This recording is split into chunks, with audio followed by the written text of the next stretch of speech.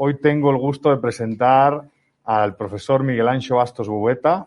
¿Por qué las sociedades abiertas, las sociedades de libre mercado, las sociedades capitalistas, en definitiva, son quizás moralmente mejores o son más propias para la vida en comunidad que el socialismo como forma de organización política? A ver, cuando hablo de capitalismo, bueno o malo, obviamente no es una frase muy rigurosa académicamente, es una expresión que uso yo para plantear el debate. Después, por una cosa, porque yo no me gusta, no creo en la idea esa de que las posiciones medias o intermedias son mejores que las posiciones extremas. Parece como si la posición extrema estuviera menos rigurosamente fundamentada. Y además, a mí siempre me gusta discutir pues, entendiendo bien y justificando por qué lo hago y profundizando en el tema. No siempre estando en el medio, ni fu ni fa es lo mejor. A veces lo más sofisticado, lo más complejo es entender cualquiera de las dos partes en conflicto. En este caso, socialismo y capitalismo. Si yo admito pienso que el capitalismo es un sistema más aceptable para la vida social, es básicamente, bueno, por varios motivos. Uno, porque favorece más la libertad. La libertad del ser humano de llevar a cabo sus propios planes y sus fines. O sea, que no tiene que someter su propia vida al designio de otras personas, ¿no? O sea, hay un elemento también moral ahí. La propiedad de plan, la propiedad de planificación implica que una persona pues tiene que someterse al dictado de normas, leyes o cosas que puede decir que tiene que trabajar más o menos donde le dejen, tiene que vivir donde le digan, tiene que comportarse más o menos socialmente no puede leer lo que quiere, acepta. Alguien decide por él lo que tiene que hacer. Aunque sea algo garantice unos mínimos. Yo, cuando discutimos de estas cosas, digo muchas veces que los animales en el zoo tienen comida, tienen sanidad y tienen una serie de cosas. En cuanto le abren las puertas, en cuanto pueden, salen. Porque la gente, el ser humano no solo quiere el mínimo, sino que quiere otras cosas más. Además, es que el socialismo ni siquiera garantiza los mínimos, tampoco. Claro. Ahora, profesor, ese es el problema. Y después, claro, el capitalismo también porque genera otro factor moral que no se debe desdeñar. Y eso que yo no soy utilitarista. Es porque, primero, yo entiendo que con él los pobres están mejor que en otros sistemas. Lo digo así de claro. Y además, honradamente, si yo defiendo esto es porque entiendo honradamente que los pobres están mejor en otros sistemas que en otros sistemas. Uh-huh. Y se puede ver fácilmente, ¿no? Los pobres y la gente humilde, yo creo que debe seguir mejorando, hay mucho por hacer, pero creo que mejoran o viven mejor, por lo menos en términos económicos, incluso en términos de libertades, que en otros sitios. Y además, la abundancia que genera el capitalismo tiene consecuencias positivas. Pensamos siempre en el capitalismo como un consumismo, que gastamos cosas de lujo y tenemos teléfonos móviles de oro y cosas por el estilo. No, yo pienso, por ejemplo, que abarata las medicinas. Es una cosa fundamental. Sé que aún falta por hacer, pero consigue que las medicinas, los medicamentos sean fáciles, que la educación se haya abaratado muchísimo. Cualquiera en un teléfono móvil puede acceder a tutoriales, a programas educativos de todo tipo, tiene acceso a decenas, centenares o miles o millones de libros que se pueden bajar fácilmente de páginas que hay como Google Académico, así que tienen centenares de miles de publicaciones. Las grandes obras de la cultura son accesibles, tanto de la música. ¿Quién iba a decir, por ejemplo? Claro, son cosas estúpidas, pero cualquier persona puede escuchar una sinfonía hoy sin problema. Es tan fácil como bajarlo del móvil. Solo pensar que hace 50 o 60 años escuchar una sinfonía implicaba un desembolso de dinero muy grande. Bien yendo a un concierto, bien teniendo que comprar un disco caro de música. Y hoy en día podemos acceder para toda la gran música. Podemos ver en nuestras pantallas todas las obras de arte. Cuadros, esculturas, a menos uno es como verlos físicamente, pero se aproxima bastante. Si tenemos gusto por el arte o por la escultura, es facilísimo hacerlo. Tiene acceso, por ejemplo, a mejores alimentos, a cubrir mejor los infortunios de la vida, ¿no? Las casas, por ejemplo, mejoraron mucho, también para los pobres, para los más humildes. Eso es lo que me gusta a mí. Ahora, profesor, durante su viaje intelectual, porque al final creo que todos viajamos intelectualmente leyendo, escribiendo, aprendiendo, ¿no? ¿En sus orígenes era socialista o liberal? Mi adolescencia sí era más bien de derecha, pero era una derecha no ilustrada, sino una derecha, si quieres, instintiva, sociológica, me gustaba, ¿no? Estaba más como, no sé por qué, a lo mejor tienes razón. Esto es que una especie de confinamiento o no sé exactamente qué se debe. Era, digamos, un conservador. Conservador normal, galleguista, yo sí siempre lo fui también, Sí. nacionalista gallego, pero conservador, siempre estuvo. En la universidad, en cambio, a ver, a mí yo estudié ciencias económicas, para mí las ciencias sociales siempre me gustaron mucho, pues estudié políticas también, siempre me gustaron mucho. Pues yo quería como una explicación de lo que pasaba en el mundo, porque hay cosas, porque hay ricos, porque hay pobres, porque unos países crecen, otros no crecen, etcétera. Ese tipo de respuestas y preguntas que es la desigualdad. Bueno, problemas que veía yo en la ciencia social, digamos, ¿no? Y en la universidad, para intentar responder a estas orientaciones que tenía yo. En la universidad, la orientación formal, elaborada, que me daban era de corte socialista. No toda, pero casi toda, ¿no? O socialdemócrata o socialista. Nunca tuve un profesor en una universidad declaradamente capitalista o declaradamente, digamos, conservador. En mis tiempos, en la universidad lo que dominaba era ese tipo de ambiente. Entonces, yo las explicaciones que recibía del funcionamiento del mundo económico, del mundo político, del mundo social, estaban orientadas a estas cosas. Claro, como era la única orientación que yo tenía y que yo vi, pues acabé aceptándola. O sea, se hizo, en sus años universitarios, se hizo socialdemócrata. No, socialista y bastante. Socialista y bastante. Como los grandes, también, ¿no? Siempre galleguista, eso sí que no me lo cambié nunca. Sí. O sea, un galleguista de izquierdas, sí. Para los que nos ven desde España, una especie de bloque, ¿no? Algo así. Sí. Siempre tuve mucho respeto y mucho cariño, se lo sigo teniendo. Sí. ¿No? ¿Y cómo se produce entonces el cambio, no? Porque al final, ¿cómo se transita, digamos, desde el socialismo al paleoconservadurismo? Pues curiosamente por un profesor muy bueno que tuve yo, que es don Ramón López Huevos, que era y es decir, que era un socialista como muy sistemático, nos explicaba el socialismo muy bien. No, tenía socialista, no es que explicara el socialista, digamos, que su orientación del estudio tenía pues cierto sesgo cara al socialismo, digamos, ¿no? Pero honradamente él decía, discutía y nos explicaba. Y decía, pues los principales rivales del socialismo son estos, y nos explicaba Mises. Fue la única vez que lo vi en la carrera. Pero no lo explicaba, pues el socialismo y tal. Y fue cuando yo empecé a mirar estas cosas. Una serie de casualidades, el libro de Haas, de la misma lección, la suerte que tuve yo de tener una especie de biblioteca de una fundación que podía acceder yo, una fundación de un viejo galleguista, un Jaime Isla, en paz descanse, ¿no? Que era una especie de filántropo de los que había antes. Pues invirtió mucho en comprar libros y tenía así una serie que era una fundación cultural y tenía buena parte de los libros de economía, pues del Fondo de Cultura Económica, que tenían allí, recuerdo siempre, El Capital e Interés de von Baber, que es un libro muy raro, tenían La Acción Humana en la edición de Villalonga, no en la moderna de Unión, ¿no? Y tenían un montón de libros raros y yo las tardes de verano los pasaba allí. Pero podía acceder a ellas, me dejó la llave y podía acceder a... Siempre tuvo la afición a la lectura. Sí. Un devorador de libros. Me gusta, no sé si es devorar, me gusta. Es una especie.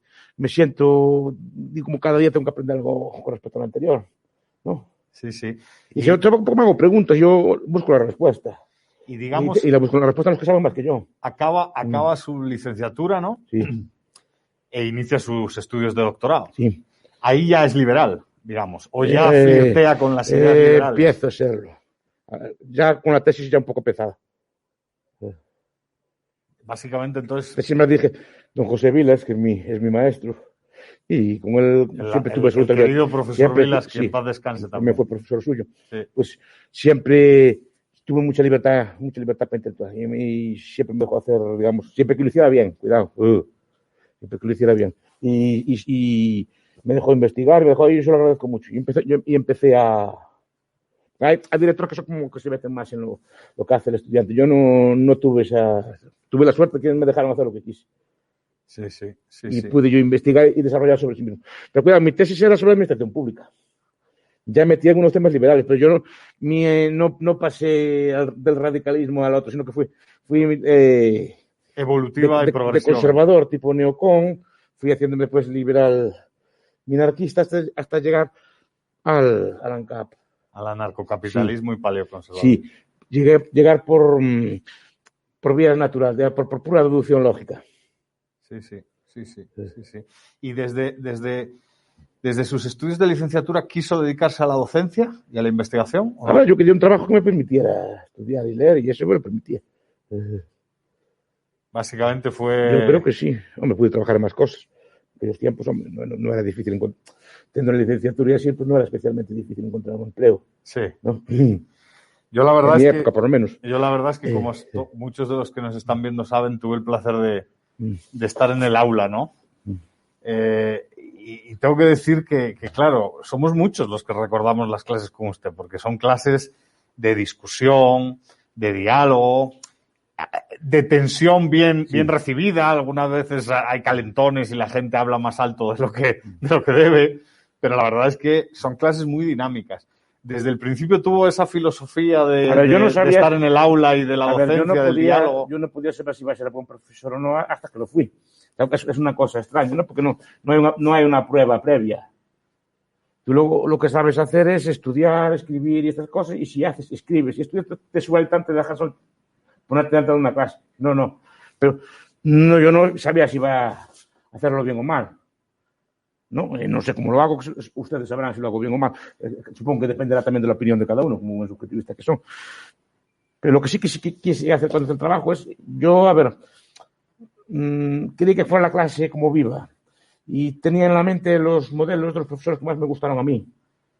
E intenté más o menos pasar por el tamiz de cómo soy yo, hacer más o menos ver cómo hacían ellos, ¿no? Intentaba e intento hacerlo. No, definitivamente. A veces me sale, a veces no me sale.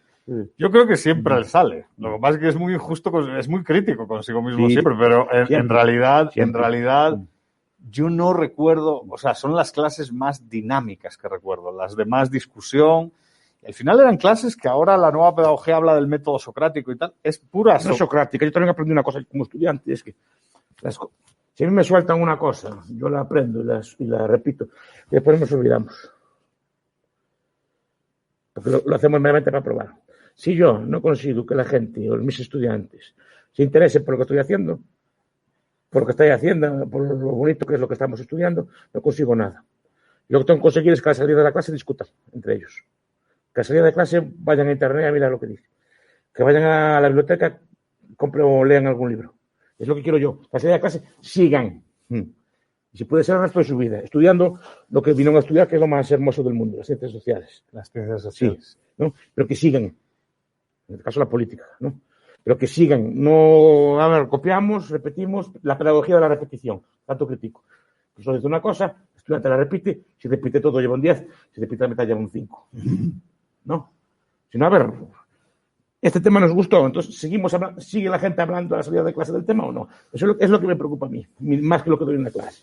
Claro. Porque por mucho que material que yo les dé, van a buscar la forma de hacer una chuleta, van a buscar la forma de hacer un resumen, van a buscar la forma de aprobar o de chaparlo de memoria, pero sin entenderlo. Si no consigo que lo interioricen, esto es, que lo vean como algo que les es divertido o útil en sus vidas, mal vamos. Sí. Siempre recomienda, y bueno, y desde aquí llamo a todos los que nos están viendo a lanzar preguntas, todo este tipo de cosas, de temas de política pública o de lo que quieran, ¿no? Estamos hablando personalmente durante media hora y luego ya pasamos a preguntas. Pero yo recuerdo perfectamente, yo era un joven de izquierdas, usted bien lo sabe, sí. Bochinchero, como se dice en Guatemala, me gustaba la acción y Sí. Soy consciente. Pero recuerdo su primera clase, que fue como un shock intelectual, fue como una bomba intelectual. Hacíamos bromas, mi promoción le llamábamos el BEP, brutal efecto Bastos, ¿no? Porque era un cambio radical con todo lo que habíamos visto hasta ese momento, ¿no? Pero recuerdo el primer libro que me recomendó, profesor, porque claro, yo era un socialista, entonces al final, obviamente no conocía nada, ni de Mises, ni de Hayek, ni de nada. El primer libro fue La economía en una lección. ¿Qué libro a lo largo de su carrera, porque me imagino que ese modus operandi lo tiene con un montón de estudiantes, ¿no? Que se acercan a su despacho, como me acerqué yo, oye, lee este libro, acércate a este. ¿Qué libro es el libro que más ha recomendado para empezar? A ver, para empezar... en las ideas del liberalismo. A ver, yo empezaría por ese, porque es muy claro. También el de Faustino Valverde, que está muy bien. Pero no me refiero a eso solo. Yo intento, la medida de que puedo, de darle a cada persona su libro.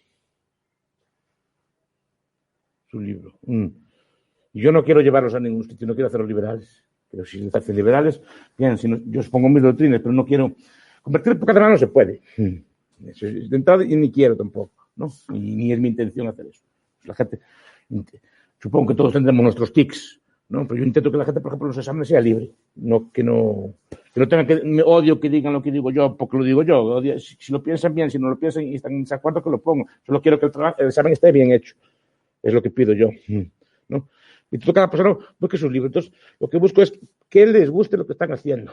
E intento que les guste desde lo que les gusta a ellos, ¿no? Pues si les interesa una cosa, pues les interesa la guerra. Pues intento aficionarlos a las políticas públicas desde la guerra. Intento aficionarlos desde el arte. Si les gusta el arte, desde las políticas del arte, por ejemplo, de Bruno Frey, Comercios y Mercados, por ejemplo, ese tipo de libros. Pues intento que vayan gustando desde lo que les gusta a ellos. Y eso sí me gusta provocarlos. Si son de una cosa, darles de la contraria, para que las ideas peleen en su cabeza. Para que saquen sus conclusiones. Lo que no me gusta es que una persona sea de derechas o socialista solo porque toda la vida fue, ¿no? Me gusta que si es socialista sea después de haber analizado el socialismo, pero también analizado los contrarios. Así es. Entonces, que saque su conclusión. Pero no porque solo haya oído socialismo, como me pasó a mí, ¿no? Digamos que yo académicamente, prácticamente todo lo que aprendí fue socialismo. Hasta quinto de carrera, prácticamente todo lo que aprendí fue socialismo. Académicamente hablando, elaborado, riguroso, con libros, ¿no? Entonces, no es que no hubiera, que no tuve acceso, no sabía que existían otras cosas. Lo digo en serio. Sí, no. Bueno, creo que somos muchas las personas que nos ha pasado eso, ¿no? A no ser que nos encontremos con usted o como con profesores, con don Jesús Huerta de Soto. Sí. Bueno, ahora hay más. Es verdad que esa es otra buena pregunta. ¿Cómo ha visto la evolución de las ideas de la libertad? Bueno, es espectacular. Espectacular. Cuando yo empecé en esto, la ultraderecha era Popper. Y ahora Popper es lo que es, un tibio socialdemócrata. ¿Qué es lo que es? ¿No? Sí. No, pero era la ultraderecha en su momento. Mira cómo era la academia en su momento. Sí. Y es lo que es un socialdemócrata que defiende una especie de ingeniería social a mordiscos, a trocitos, así a pasitos. O sea que con base en su experiencia... No hay mucho, hombre. Ahora, de entrada, mire, hay libros. Antes no había. No, era muy difícil encontrarlos. Después empezó a editarse algunas cosas, ¿no? Había que, repito, aquellas ediciones viejas de Villalonga. Pero claro, yo las librerías, por lo menos aquí me consta, no tenían ese tipo de libros. Es curioso, ahí si puedo decir que hice algo en mi vida, fue que ahora en Santiago las librerías tienen todas libros de... Es buena verdad. En Santiago todas las librerías tienen las ediciones de Unión Editorial. Unión y otras editoriales. Sí. Antes no las había, eso lo digo en serio. Se empezaron a pedir y tal. Ahora casi todas las tienen. Y creo que es una buena... No, sino porque se incrementa el pluralismo. No, antes no había cosas de esas. Ahora hay internet. Me acuerdo yo cómo me costaba a mí conseguir los artículos de los libros, los de Rothbard, qué complicado era conseguirlos. Cuando empecé con estas cosas. Cuando yo hablar de Rothbard, que fue en el año 95. O sea, llega a Rothbard en el año 95. Llega la Ética de la Libertad sobre aquellos años, sí. Pero el resto de la obra, fue que empezaba en internet, pero es que el resto de la obra era imposible de conseguir. A ver, antes se podían pedir libros en inglés, tardaban mucho y eran muy caros y no se podía comprar todo lo que quería. No es como ahora que vas a estas librerías electrónicas, le das un botón y ya te lo mandan. Antes no era así. Tienes que pedírtelo el librero o el bibliotecario, que era un profesional. Y tardar varios meses en traértela. Y no te las traían todas, solo lo que tenían ellos, digamos, el límite de plata que tenían. Ahora tenemos mucho más presupuesto y tenemos internet y tenemos librerías online. Ahora es fácil acceder a las cosas. Es que eso la gente no se da cuenta. ¿Y con su experiencia en el aula ven más liberales que antes o menos? Yo creo que sí. No solo liberales, que a veces ocurre una cosa nueva, que ya llega gente que ya sabe lo que es. Claro. Y eso también es un logro muy grande. ¿No? Que no, antes, muchas veces, la primera vez que oían estas cosas era conmigo. Me pasaba muchas veces. Ahora no. Sigue habiendo gente que es la primera vez que lo escuches conmigo, pero ya hay mucha gente que lo sabe. Porque estas cosas del YouTube y así, como hay muchos liberales por ahí pululando, y muchos lo hacen muy bien, pues difunden bastante. Me gustaría, eso sí, una mayor profundidad. Es decir, que no solo se quedaran con el YouTube. Claro. que fueran... Que el YouTube sirve para hoy comentar libros, por ejemplo, como estamos comentando aquí, ¿no? Que después que lo vaya a buscar. Además, ahora es fácil que los puede bajar o comprar por internet con 2 clics. Sí, la idea es que una generación, digamos, aprende a través del vídeo y tal, pero efectivamente, ¿no? La idea es continuar leyendo, profundizando en todo lo que tiene que ver con las ideas de la libertad, claro. A ver, que el vídeo es buena cosa, por ejemplo, la idea del podcast y estas cosas así, para escuchar en la ducha, así me gusta mucho escuchar cuando conduzco, a veces cuando hago un viaje, cuando voy de Santiago a Vigo, así en coche, por la noche, y así, pero me gusta escuchar un podcast. Sí. Y vas aprendiendo y tal. Pero la profundidad sigue estando en el libro. No, básicamente porque tiene que sentarse uno y analizar las cosas. A mí honestamente... Hay cosas abstractas que son difíciles de explicar. Le tengo mucho cariño yo también al artículo como... Yo sé que hay una tiranía en el mundo académico de los journals y de los papers y tal. Pero el artículo, por ejemplo, su artículo sobre Rothbard, esos textos son muy buenos. No, para introducirte sí que muy bien. Son muy buenos. Yo leo muchos papers, ¿eh? Yo no sí. separo las lecturas. También leo prensa, cada uno tiene su ámbito. Pero la prensa me accede a muchas novedades, me accede a los debates del día. Efectivamente, un paper concreto, ahora estoy leyendo un liberalismo nacionalista. No, bueno, pues liberalismo nacionalista, estoy leyendo ahora me trae una bibliografía, me introduce al tema, a un punto concreto, y después me lleva, y si quiero ya profundizar, ya aparecen allí 40 o 50 libros referenciados sobre los que trabaja yo. Pero claro, no veo que haya que diferenciar unas cosas de otras. No. Y se pueden complementar. El podcast o el vídeo está muy bien. Para escucharlo, verlo de fondo. A nivel de investigación y de inquietud intelectual, profesor, ¿qué es lo que más le atrae en este momento? A ver, a mí siempre me atrae la economía. Siempre, a ver, ahora me interesa mucho temas de colapso. ¿No? De colapso, o sea, de extinción, o sea, en plan catástrofe, ¿no? En plan que me gusta mucho, así es un tema que me gusta mucho, ¿no? Si el planeta se va a acabar, si el ser humano va a acabar, este tipo de cosas, si hay catástrofes existenciales y cosas así, ¿no? El tema me interesa mucho, está muy de moda, entonces esos temas me gustan, ¿no? Pero me interesa mucho la teoría del Estado. O sea, siempre ver qué rayo es eso, cómo se organiza, cómo funciona, ¿no? Y es fascinante. Es fascinante. Es fascinante ver cómo son las relaciones de poder al interior del Estado, cómo la anarquía es parte del funcionamiento del Estado. Y después, ya como curiosidad, también me gusta mucho el debate sobre la existencia de Dios. Sí, siempre ha dicho que esa es una de las grandes preguntas, ¿no? A ver, hay 2 debates para mí que me parecen como muy totales. Es el debate del socialismo, del cálculo.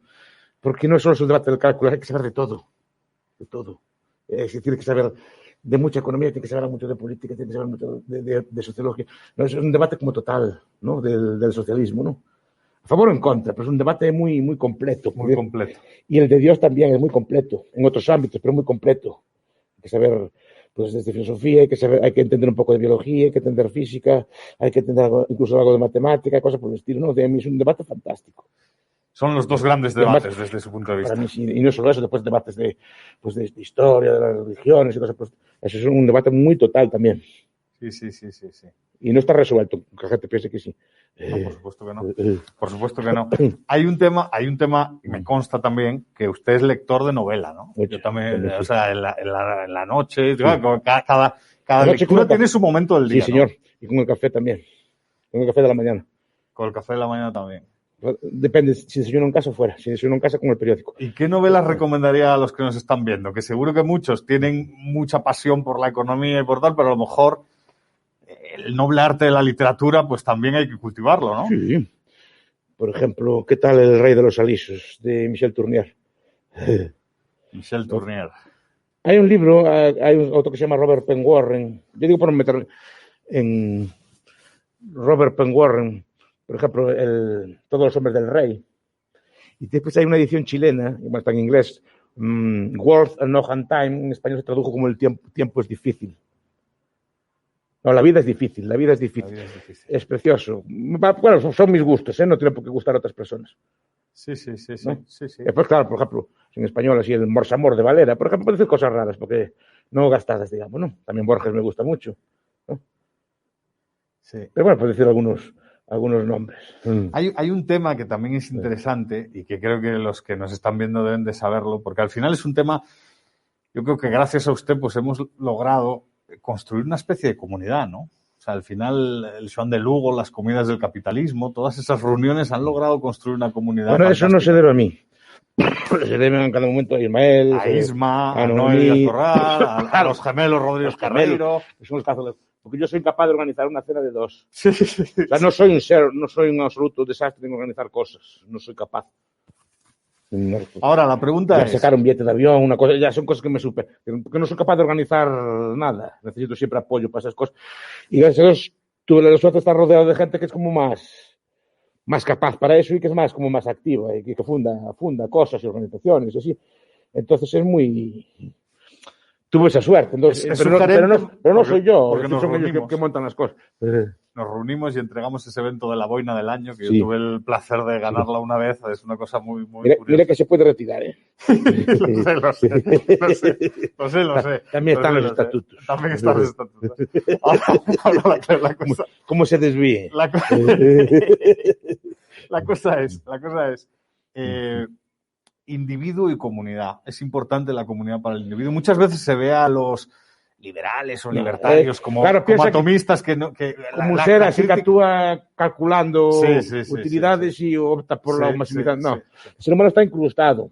Hasta no creo que esté determinado, pero está incrustado en una comunidad. Una persona tiene bastante ámbito para poder cambiar. Por ejemplo, tú viniste a Guatemala, pues puedes adaptar otras comidas, otras cosas y otras formas de vida. Pues puedes, pero no estás incrustado. Al final naces con un idioma, ¿no? Naces con unas costumbres de todo tipo, desde vestimenta, ¿no? hasta de sociabilidad, de alimentación, etcétera. No, a mí, por ejemplo, es difícil que me gusten los insectos. Dicen que en Tailandia que comen insectos y así, ¿no? Vale, si naciera en Tailandia los comería, pero yo no estoy acostumbrado, seguramente el sabor no me gusta, no tengo cosas, igual que, por ejemplo, mucha gente de fuera el pulpo o el marisco les parece una cosa extraña. Así es. Y me encantan, sí. porque estoy incrustado desde pequeño en esos sabores, ¿no? Y son los que me gustan. ¿Que puedo socializarme? Sí, pero es difícil que yo salga de mi comunidad. Es muy difícil. Vale, sí, es difícil que me convierta en un vietnamita. Es decir, sí, podría ir para allá, pero ni hablaría bien el idioma, ni tendría las costumbres de ellos, ni los gustos de ellos, ni las formas de ellos. Igual que el vietnamita si va a Galicia. Es que es muy... Entonces no puedo ser yo lo que no soy. Es muy contraintuitivo, pero desde mi punto de vista, y creo que es una agenda clave, ¿no? Muchas veces uno ve al defensor de la libertad como un individuo atomizado y egoísta, ¿no? Y quizás sea lo contrario, quizás sea lo más humano, ¿no? Porque es consciente de la comunidad en la que reside y de la obligación moral respecto a la comunidad. Yo, por ejemplo, en mi pueblo, en Asturias, pues jamás se me ocurriría pues fallar. O sea, hay como una obligación moral de no fallar al vecino, de no fallar al amigo y al compañero. Es más, solo es un individuo en una comunidad. Y eso la gente, muchos liberales no lo entienden. Yo solo soy Miguel en mi comunidad. Que saben, yo cuando voy a mis zonas, saben si me gusta el pollo o no me gusta el pollo, si me gusta el café frío o caliente, si soy yo. Pues por supuesto no hablan de esas cosas que se enfadan, esas cosas, ¿no? Ahí soy un individuo. Sí. Para el Estado yo soy un número. Así es. Pero mis gustos, mis peculiaridades, o mi buen o mal carácter, lo que sea, solo saben los que me conocen. Y para ellos sí que soy una persona realmente individual, con mis propias características, ¿no? Y porque las conocen, ¿no? Es muy importante ser consciente de eso. Come con sal o come sin sal. Sí. Pequeñas tonterías. Pero cuando me voy a mi bar de toda la vida, pues la señora ya sabe lo que tiene que ponerme, no tengo ni que decir nada. Así es. ¿Qué? Así es, la vecina ya sabe. Es una vecina. Me siento yo. No como una cosa ritualizada, como darle a un computador lo que quiero en esas máquinas modernas de las cafeterías o de los sitios de restauración, ¿no? Sí, totalmente. No tengo que decir nada. Hago así con el dedo, ya sabe lo que quiero. Y si quiero otra cosa, ya le digo después. Ya nos entendemos, ¿no? Sí. Antes de pasar a las preguntas... ¿Sabe qué mesa me gusta? Ay, me siento un individuo. Mira que la mesa tuya y no está, a ver si te la gusta, ese tipo de cosas así, ¿no? Ahí es donde se reconoce la individualidad, claro. Soy yo. Claro. Que no soy que soy distinto de los demás. Curiosamente. Profesor, así después de todos estos años en la universidad, leyendo, escribiendo, dando clase, ¿qué es de lo que más se siente más satisfecho? No sé, a ver, yo de intentar hacer mi trabajo lo mejor que puedo todos los días. Y después, sobre todo de ver a mis estudiantes, hechos hombres y mujeres de provecho. Puede parecer una tontería, y no se debe a mí, ¿no? Obviamente se debe a sus propios méritos. Pero me gusta ver que, por lo menos, ver esa gente que va para adelante, que lo que enseño yo a mis compañeros, que es capaz de generar gente que se defiende bien en la vida, que es capaz de mantenerse o vivir bien, incluso tener familia y cosas así, ¿no? Que ver que prospera, ¿no? Sí. A mí es mi orgullo. Tan inútil no seré, ¿no? Por la parte que me toca, supongo. También se debe a mis compañeros y todo, ¿no? Pero bueno, por lo menos soy así. Sí. Porque, a ver, hay profesores que pueden hacer mucho daño. Porque hay profesores que pueden hacer mucho bien. Espero no contarme entre los que hacen daño. Pero un profesor puede hacer mucho daño, puede estropear la vida de una persona, puede meterle ideas destructivas en la cabeza. Ahora está de moda otra vez Abimael Guzmán. Sí. ¿No? Sí. Abimael Guzmán causó decenas de miles de muertos. Porque es un señor que era profesor y debía ser muy buen profesor, lo que parece, lo que dicen los biógrafos.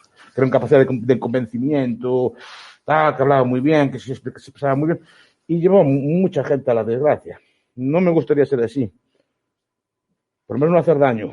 Sí. Pero hay profesores que hacen mucho bien también a la gente. Entonces, la medida que me toca, y no creo que se deba a mí, conseguir que vea que la gente que me rodea, porque le va bien a mí es lo que más orgulloso. Yo siempre digo una cosa que puede parecer una putada. Mira, cuando sois jóvenes muchas veces os pagaba el café o cuando tenía, ¿no? Si os veía así sin un duro, pues a veces os pagaba el café. Y estábamos, la mayoría estábamos. Sí. Pero bueno, lo que quiero yo es cuando sean mayores no tener que pagarlo yo. Pero no porque no pueda pagarlo yo, sino porque ellos pueden pagarle un café al viejo. Sí. ¿No?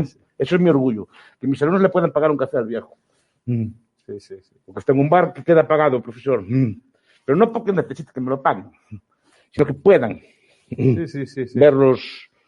Una cuestión también de madurez, ¿no? Claro, de crecer, ¿no? Verlos maduros sí que les va bien, que pueden pagarle un café al viejo, ¿no? Sí. Pero no, es que eso es mi orgullo. Siempre se lo digo a muchos alumnos, ¿no? Pues vamos a pasar a las primeras preguntas, a ver, Guy, porque la verdad es que llevamos 35 minutos charlando y seguro que hay gente que ya, pues, en las distintas redes sociales quiere preguntar, ¿no? Y hay una pregunta de Cristian Bedoya en YouTube.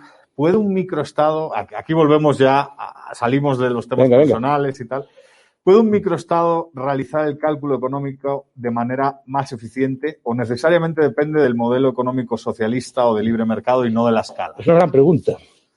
Es una gran pregunta. Pregunta de Cristian Bedoya. Pero muy grande. Porque, efectivamente, yo tengo mis dudas. Por un motivo. Obviamente el sistema económico influye, ¿no? Pero la escala también. Es decir, Rothbard apunta muy bien a los límites. Rothbard o Peter Klein apuntan mucho a la idea del cálculo económico en la gran organización.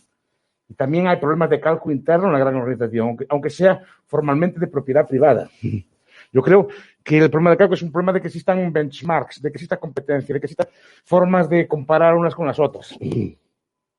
Si es en el microestado hay una sola organización, aunque sea privada, difícilmente puede calcularse lo que compita con el resto, ¿no? Pero la importancia es la pluralidad, la escala. Sí. ¿No? Sí. Pero claro, el estado pequeño tiene la ventaja, yo creo que calcula algo mejor. Aunque calcule mal, calcula algo mejor que el más grande. Salvo que el más grande se descentralice mucho. Claro. Salvo que el más grande aprenda del más pequeño. Porque al final la descentralización radical es esa, ¿no? Las empresas tuvieron que descentralizarse y competir entre ellas también. La forma M, ¿no? Multidivisional. Es decir, las empresas tuvieron que dividirse, fragmentarse como, por lo menos organizativamente, en empresas pequeñas que tuvieran cierta competencia, porque si no también tienen problema de cálculo terrible. Es muy interesante esa pregunta. Hay otra que yo Kevin Carson dice que eso es lo relevante. Que Kevin Carson es un anarquista mutualista, anarcocapitalista de izquierdas o mutualista. Dice que la relevante no es privado público, no pequeño grande. Claro. Hay otro tema, hay otra pregunta. Tema que hemos tocado en 1000 conversaciones, profesor. Que además yo, pues, ahí tengo que decir que he aprendido, bueno, yo siempre aprendo de usted constantemente, pero esto sí lo he aprendido hace poco. ¿Podría extenderse, pregunta Nicolás Restrepo en YouTube, sobre la idea de que los partidos políticos se organizan en anarquía? Incluso lo podemos extender al Estado también. ¿Existe al interior del Estado la anarquía? Es contraintuitivo, pero es la tesis de Proudhon. La anarquía es la madre del orden. Solo una gran organización puede funcionar si es anárquica. Y los partidos también funcionan anárquicos. Acabamos de ver Susana Díaz, que dicen que no quieren que se presente, pues se presenta igual. Porque Pedro Sánchez no puede hacer que Susana Díaz no se presente. Claro.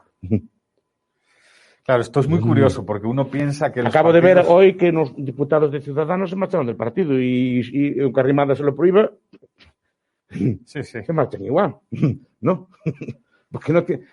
La capacidad de los partidos tienen que organizarse por medios anarquistas, tienen que organizarse bien por ideas, bien por lealtades personales, o bien por la expectativa de obtener algún trabajo, algún cargo, algún tipo de cosas. Si no, es muy difícil juntarlo. Y las dos funcionan. La ideología puede funcionar y la otra también.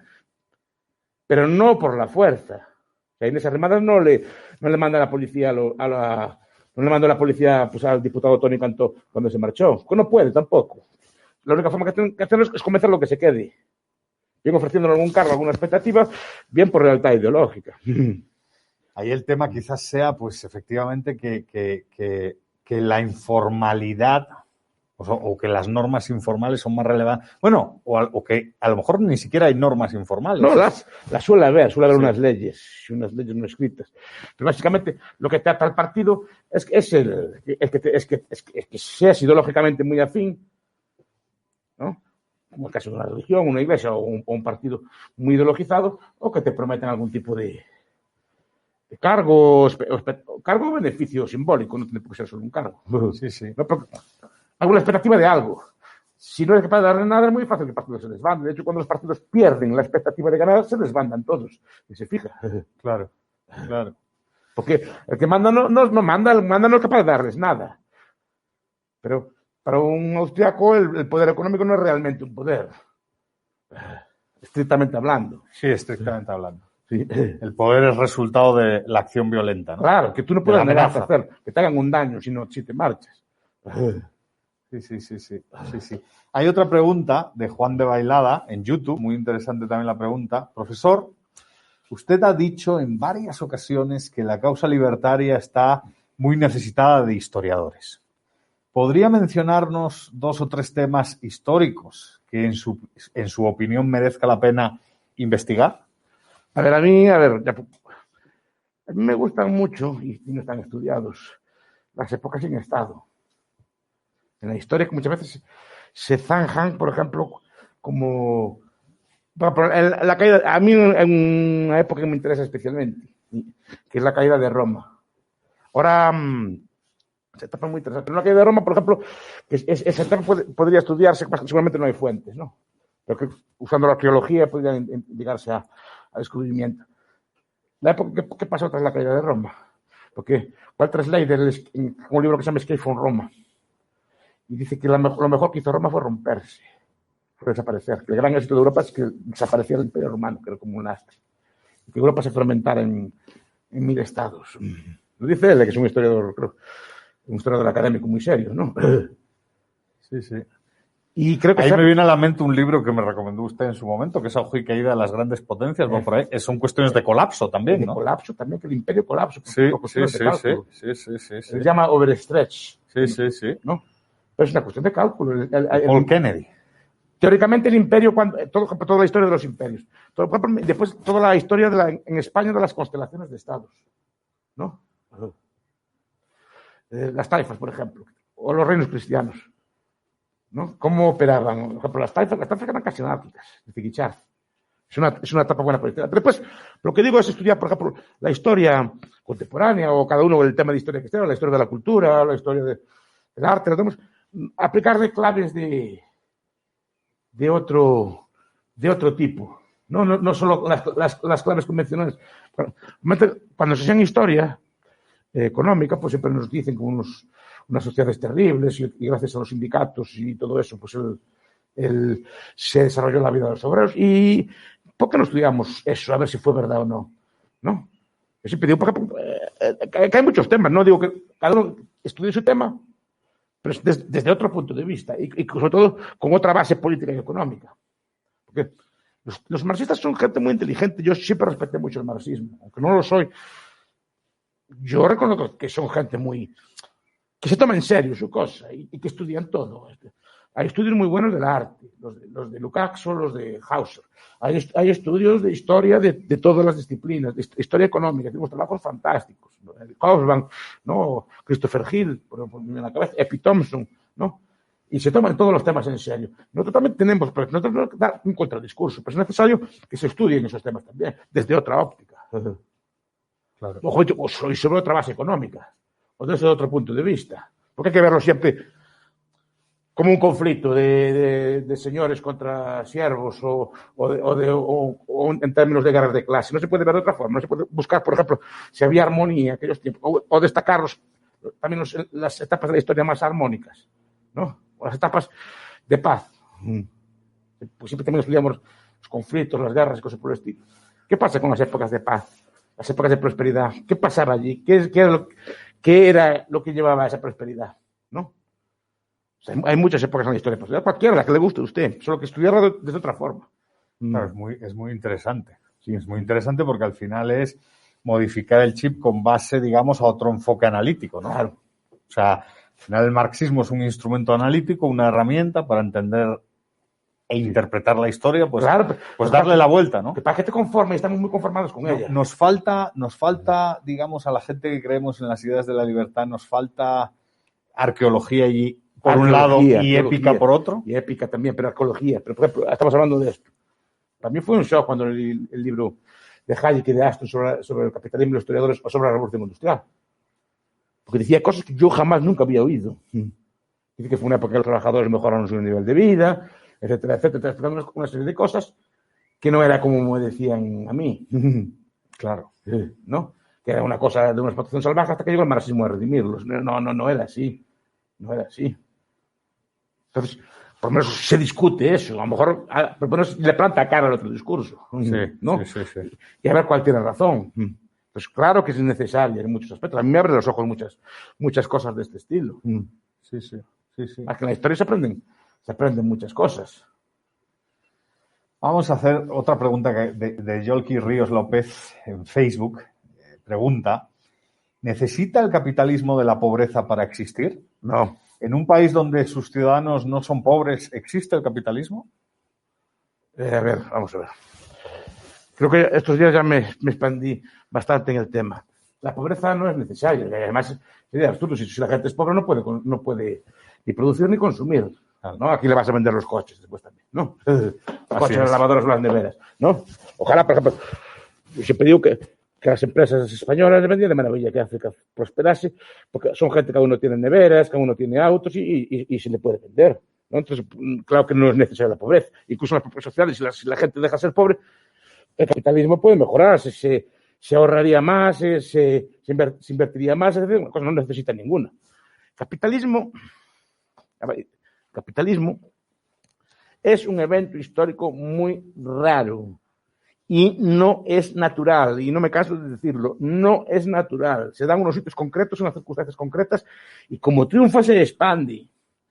Y se expande sin ser conscientes de cómo funciona, ni a qué se debe.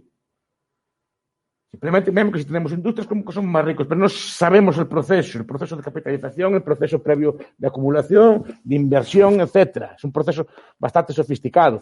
Simplemente lo que hacemos es nos adaptamos, creamos una empresa, vendemos los tales, vemos que funciona y ganamos. Pero no entendemos el proceso. Y el proceso necesita de comprensión, necesita de justificación. Y eso es lo que nos falla. Entonces, las sociedades pobres, en los países pobres normalmente lo que no hay no hay mucho capitalismo. Es lo que me temo. Claro. Los países que hay mucho capitalismo, a ver, depende también a qué le llamemos pobre. Si es en términos absolutos o en términos relativos. Yo vi unas comparaciones de renta, un pobre suizo, lo que se considera un pobre en Suiza, por ejemplo, es clase media mundial, más que clase media mundial.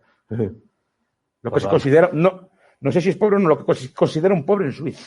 La renta de un pobre en Suiza es muy superior a la media mundial. ¿Es pobre o rico? Es pobre en Suiza. Sería rico en el resto del mundo. O de clase media en el resto del mundo.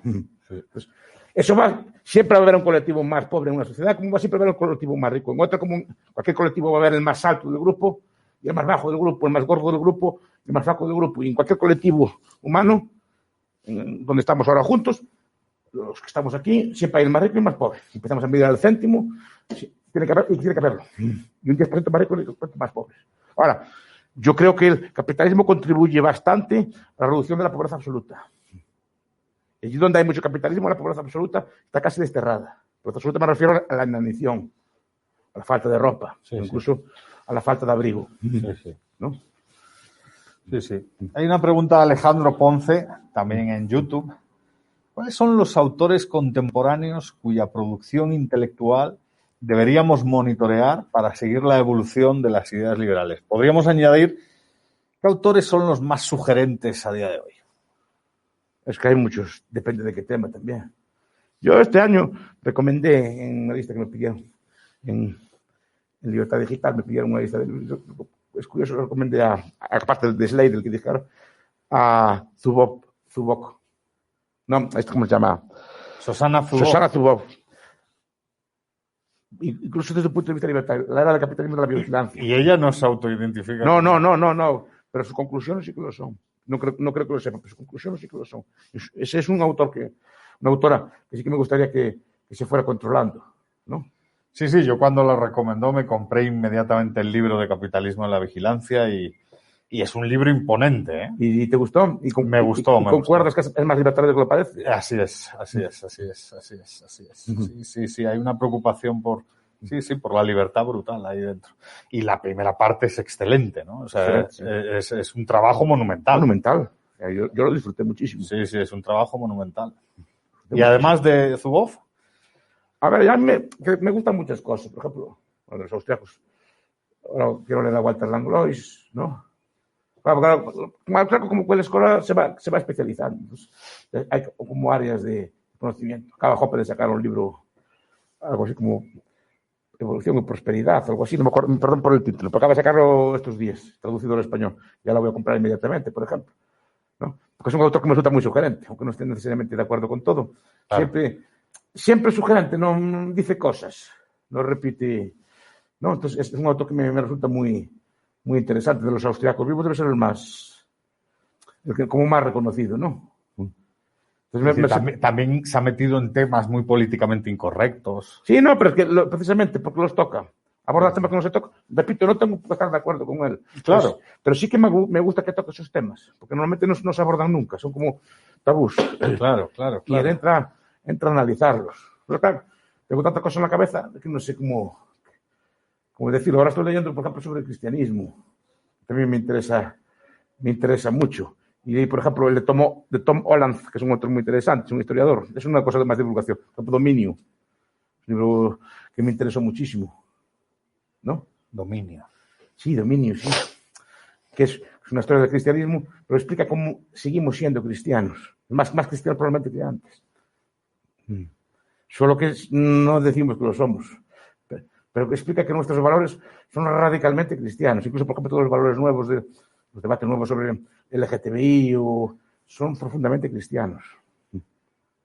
Y que probablemente no se den de la misma forma en otras culturas.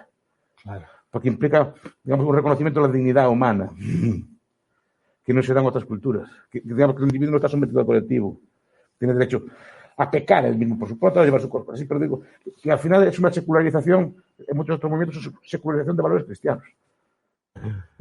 Sí. Y además lo va analizando así, es precioso, ¿no? Como cosas que no veían. Porque su tesis es que somos más cristianos que antes. Claro. Estas cosas no se definen como cristianos en el sentido religioso, pero sus valores son profundamente cristianos. No, es terriblemente interesante la idea. Se llama Dominio. Eso, por ejemplo, me resulta muy interesante. Porque Tom Holland es un historiador muy interesante, que toca épocas de la antigüedad y me gusta mucho. Pero eso del cristianismo me gustó mucho también. Vamos a seguir con hay una pregunta de YouTube también, de Libertad Ninja, que dice, ¿qué criticaría del capitalismo y qué alabaría del socialismo? A ver, el capitalismo es cierto que cierto banalización de la vida produce y cierto, ¿cómo decirlo? Daniel Bell, Como ¿no? Daniel Bell, ¿no? Que es cierto, como que pierdes las bases por la cabeza y te vuelves muy consumista, muy frívolo, ¿no? Y eso es una cosa que banaliza. Y claro, y el socialismo, claro, su preocupación por el trabajador, por el pobre, ¿no? Eso me gusta, siempre me gusta mucho, por que se interese por mejorar las condiciones. Yo creo que me interesa el fin que tiene, no los medios que usa, Claro. Porque los medios creo que son los equivocados, pero me interesa que se preocupe por el trabajador y por la gente desfavorecida y este tipo de cosas así, ¿no? Y es cierto que hay muchas injusticias en el mundo y busca combatirlas. Y hizo mucho por combatir muchas injusticias. Lo que pasa es que los medios que usan no son los correctos y probablemente a veces agravan las injusticias o las cambian de forma, ¿no? Claro, las cambian de forma, yo creo, ¿no? Pero bueno, tienen su preocupación. Hay cierto, supongo que mucha gente que es gente realmente honrada que da su vida por defender a los demás o defender la causa de los más pobres. Yo no tengo la menor duda. Sí. Pero que una persona sea sacrificada, justa y noble no quiere decir que acierte. Claro. Ni que tenga las respuestas para resolver determinados problemas de naturaleza social, ¿no? Efectivamente. Y lograr el bienestar. Yo, por supuesto, que conozco a muchos socialistas de buen corazón, ¿no? Sí, amigos asturianos y gente... Los respeto mucho. Sí, yo también. Y es verdad que en el tema del estudio, muchos de ellos son muy serios. Son muy serios, ¿no? Es gente que se preocupa por saber dónde está, se preocupa por estudiar, por ejemplo, política pública con ánimo de mejorar la vida de la comunidad, pero efectivamente los medios son terriblemente equivocados. Son muy buenos, algunos son muy buenos, sí, son muy serios. No, son terribles, claro. Se lo toman en serio, como tiene que ser. Sí. Eso no significa que no estén equivocados. En mi opinión, sí, pero que se lo tomen en serio también es una cosa digna de respetar. Sí, pero hay una cuestión ética, ¿no? Ahí, porque al final sí que en el socialismo hay, por ejemplo, ese canto a la dignidad humana es cuando menos dudoso si lo que prima es una coacción estatal, ¿no? Claro, no, porque al final los medios... al final sí hay un problema de naturaleza ética. La preocupación que hay abusos muy en el grande, mundo ¿no? no tengo la menor duda. Sí, claro. Incluso abuso por parte de empresarios no tengo la menor duda. Por supuesto. Ahora, el problema que la solución sea esa es también lo veo con dudas. Bueno, el liberalismo no defiende el proceso de mercado, no al empresario, ¿no? Efectivamente, es otra cosa también. Eso es clave, también dejarlo muy claro a todo el mundo, ¿no? Sí. Al final, una gente comprometida con la libertad, yo creo que todos defendemos el proceso de mercado como un proceso de cooperación y un juego, pues, no solo de mercado, ganamos todos. Cuidado, una cosa es el mercado y otra cosa es el capitalismo. Sí. Están emparentados, pero no es lo mismo. El capitalismo implica también un autocontrol. Sí. Y el capitalismo implica normalmente una serie de costumbres y de hábitos de vida que llevan al capitalismo. La frugalidad, la diligencia, el ahorro, el trabajo, este tipo de cosas, son muy necesarias. Y no son necesariamente naturales. No, claro que no. Pero vaya, que lo que nos gusta es la competencia, el mercado, la innovación, no los empresarios per se. Claro, es una parte fundamental. Una persona, exacto, puede ser. Hay una otra pregunta en YouTube también de Leonel Morales que dice: ¿subsiste la comunidad en las ciudades cosmopolitas densamente pobladas? ¿Hay en ellas fuerzas que destruyen la comunidad? Me refiero a esa comunidad que afirma la identidad individual, como decía. Sí, hay fuerzas que la destruyen. Hay gente que les gusta... A ver, yo no critico una cosa ni la otra. Las ciudades son anónimas. Y eso da lugar a muchas libertades. Eso está claro, ¿no? Pero también lleva a que no eres nadie. Nadie no seas nadie en tu trabajo, tu posición, pero nadie le importas. No quiero decir... Nadie se preocupa por ti, nadie te conoce. O sea, el ser anónimo es bueno en un sitio, pero es malo en el otro. Como digo yo, ¿cómo soy yo? Cuando voy a una ciudad grande, habrá gente que le gusta. Veo miles y miles de personas, no veo una cara amiga.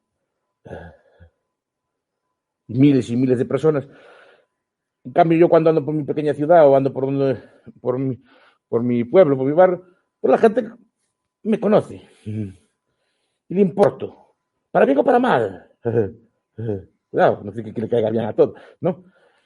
Pero formo parte de una pequeña parte de su vida. No sé cómo decirlo. Y veo caras amigas, me conocen. Y eso a mí me es muy satisfactorio.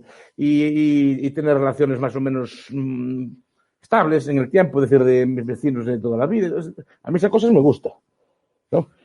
Sé que nos podemos ayudar mutuamente en muchas cosas, etcétera, ¿no? No es sin idealizarlo tampoco, ¿no? Claro. Pero sé que es otra forma. Entonces, esa comunidad en una ciudad no la pierdan. Una ciudad, venga, pase. Siguiente, ¿no? Lo cual, en un tipo de sitio no es así. Sí.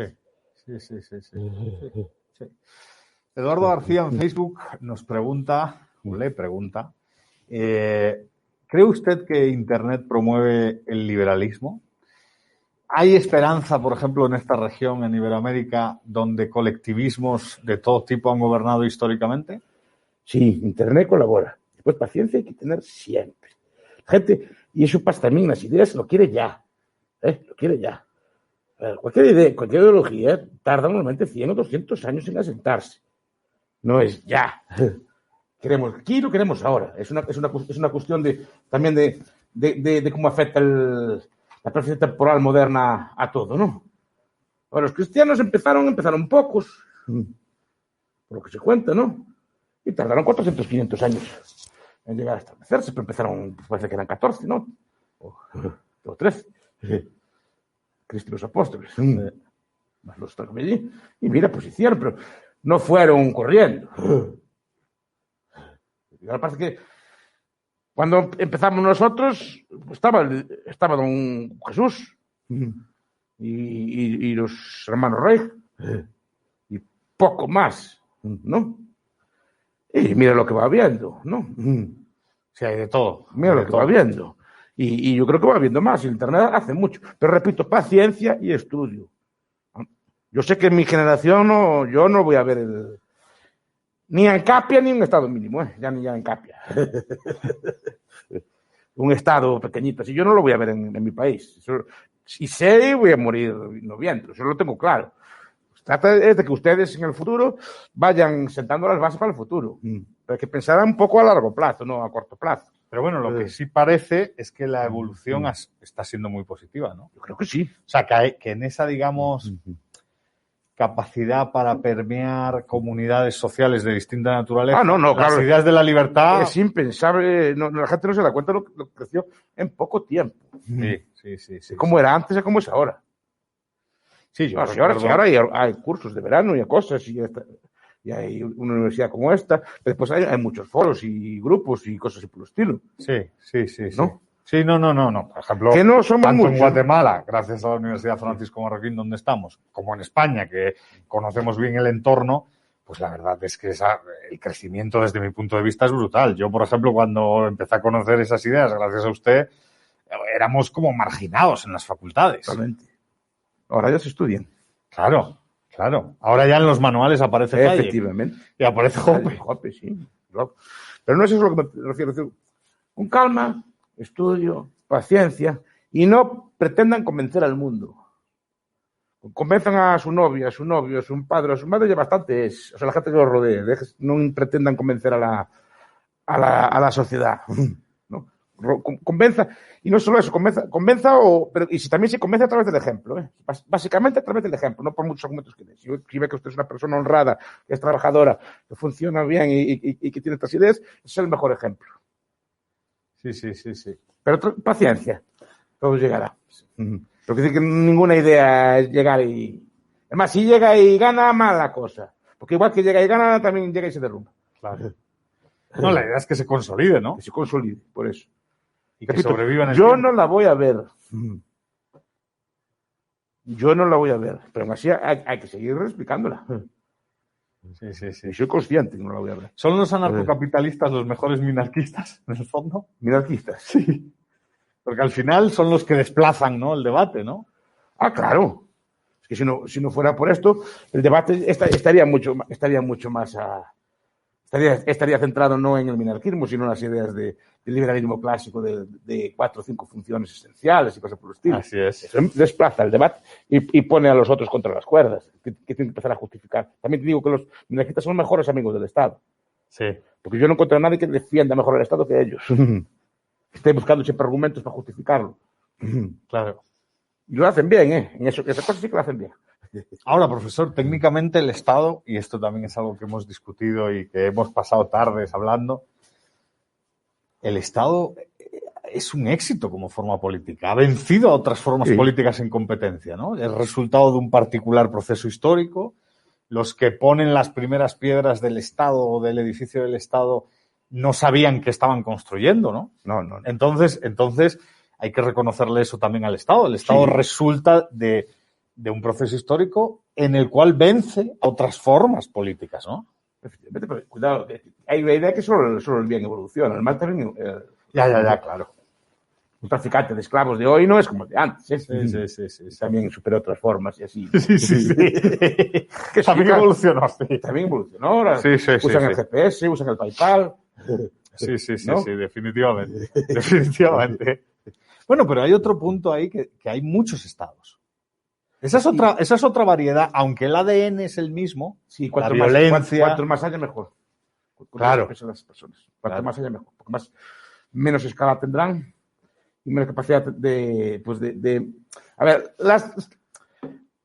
sí que influye. A ver, no es el único factor. Pero la Alemania dividida en 40 estados no hacía el daño que hizo una Alemania unida. Eso por un ejemplo.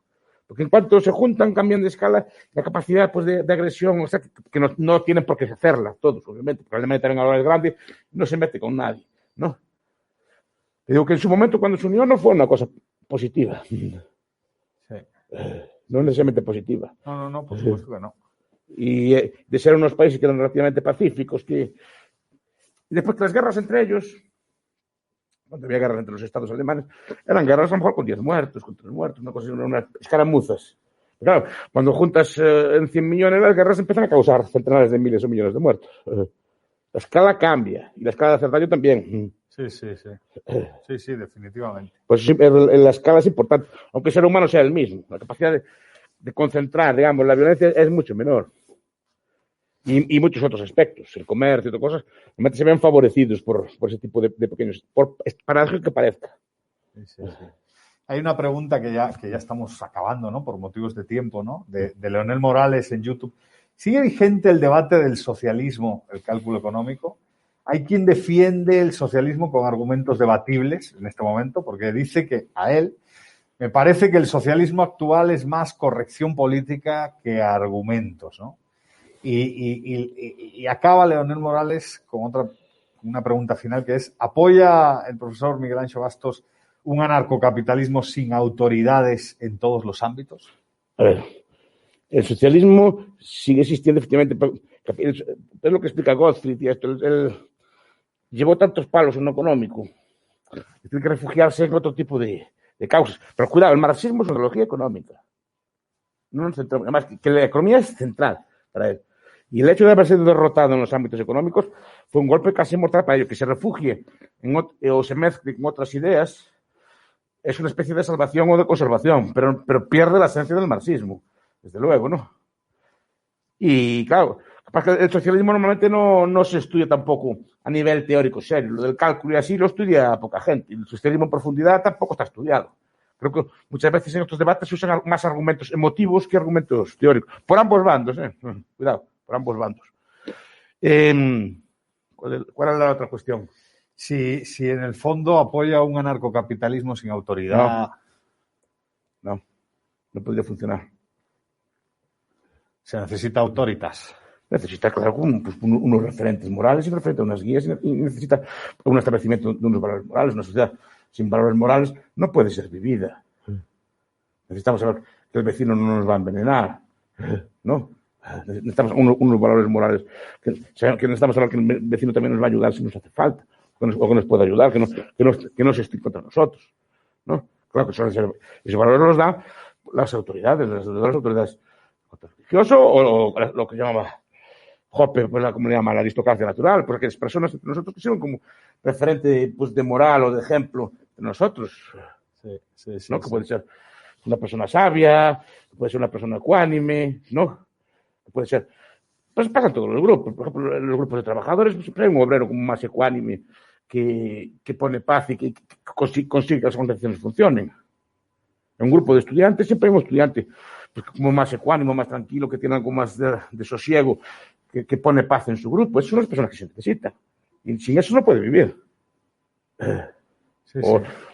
entre los grupos de obreros hay obreros con más autoridad que otros. Eso lo vi yo muchas veces. O entre obreros, entre profesores de universidad, entre cualquier colectivo que se nos ocurra.